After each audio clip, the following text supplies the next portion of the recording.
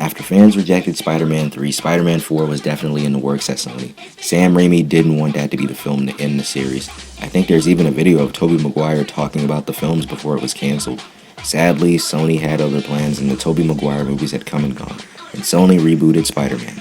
In all honesty, I didn't even know this movie was being made. I didn't have internet at the time, so I'd follow up on what I could on a school computer or at the library, and I believed any poster that had Spider-Man 4 on it until I got a Game Informer magazine. You guys remember what those are, right? I used to get them monthly, and I caught wind that they were rebooting Spider-Man, and my first initial reaction was, Tobey's not in it, I'm not watching it. When I was a kid, Tobey was my Spider-Man, but change happens and we have to accept that. I followed up on this movie until its release, and at first I didn't like it, but as time went on, I grew to love it. The Amazing Spider-Man got a lot of hate then, and it still does now, and I never understood why. I love Tobey as well, but that was the past and we need to embrace the future. Now let's talk about The Amazing Spider-Man. I have problems with this movie, but they're like really minor. The Amazing Spider-Man feels drastically different from the other movies before it, and I'm fine with that. They wanted to do something different, but it's dark. Like, the movie is just dark, like dark Game of Thrones Season 8 dark. Since this is a reboot, they had to retell the origin story of Spider-Man for the newcomers, giving him web shooters this time around, which was really cool to finally see on screen this time around.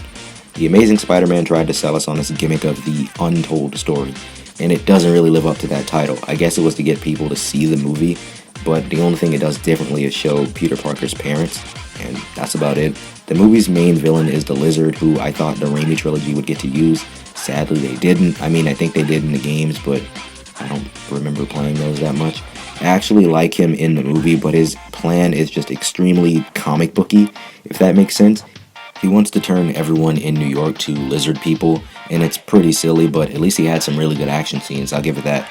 The Raimi trilogy introduced the Stacy family, well, Captain Stacy and Gwen Stacy, but they didn't really do anything with them. But this movie takes them and actually makes them some really cool characters, especially Captain Stacy. He has some pretty cool moments in the movie.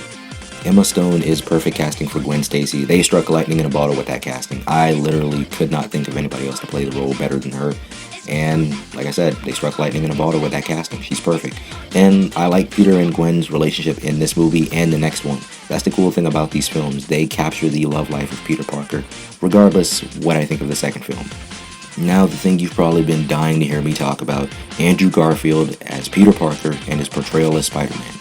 Andrew Garfield is an incredible actor. We all know this by this point. And he's fine with what he's given, but his personality as Peter Parker is just off for me. And that's just for me. I don't know what everybody else thinks about it, but for me, it's just a little off with this film, and he's alright in the next film. He plays the character, as most people said, too cool and too suave, and like most people said, that's not Peter Parker. Now, don't get me wrong, he's a good Spider-Man, and it really does suck that Sony canned his third film. I say that because I feel like if he found his footing, he would have made a great Peter Parker and Spider-Man. This is the first movie. Not everyone's going to be perfect in their role as a first superhero. Look at Brie Larson as Captain Marvel. She gets a lot of hate for her character, and that was only her first outing. I feel like as time goes on, she'll fit into the role, and that's definitely what would have happened if Andrew Garfield had more time. Not everyone's going to be a Robert Downey Jr. or a Chris Evans when they don this costume. That's why I wish he got another shot to prove to people who hate his portrayal wrong. He did his best with what he was given, and that's all that matters. He grew up loving the character and he gave it his all, even though it was pretty bad at times, especially in the next one.